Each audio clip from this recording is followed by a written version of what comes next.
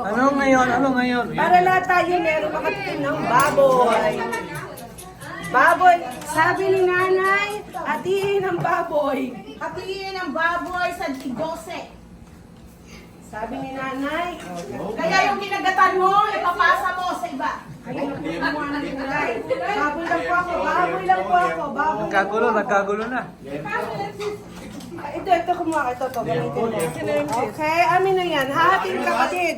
Hahanapin ng baboy. Ating kapatid ang huri Sabi ni na nanay, hating kapatid. Pati ang baboy, hakatiin. Okay, kayo na kumuha ng sabaw. Sumama sisi. Sumama. Sumama.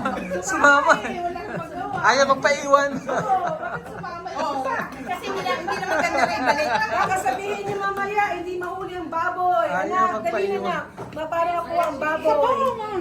Kayo na kumuha ng sabaw. Pag kami hatiin ang baboy, ipasa sa iba. Sumasama si pag kami. Pan ba, magluto. Kasi fried kami. Wow. Kayo pa Sarap sigurado yan. dyan sa ano ha?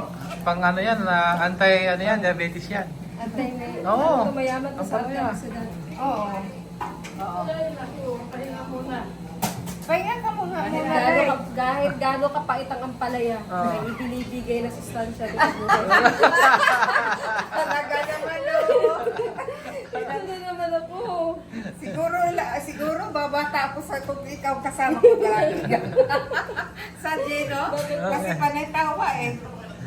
Hindi, yung ano lang, nasa reality lang tayo. Huwag tayong lumayo sa reality. Tama. Eh, ano yung ano natin, baboy? Sa munggo? Yung stove. Naghanap nga si mami kung anong ihalo daw eh. Ihagis mo na lang yun. Bakal. Sarap kaya pag-ihalo sa Sustansya to. Ano yung luto nyo? Chicken with adobo. Walang sawang Ano yung luto ko? Isang Wow! Yun, no? ano.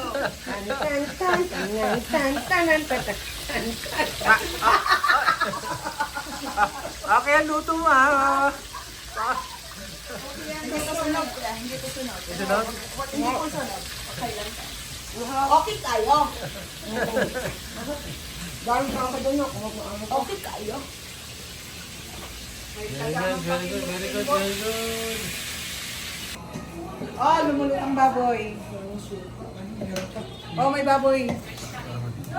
Oh, laking slice ng baboy ha. Hindi to pinipit ng slice. Oh, ito pe.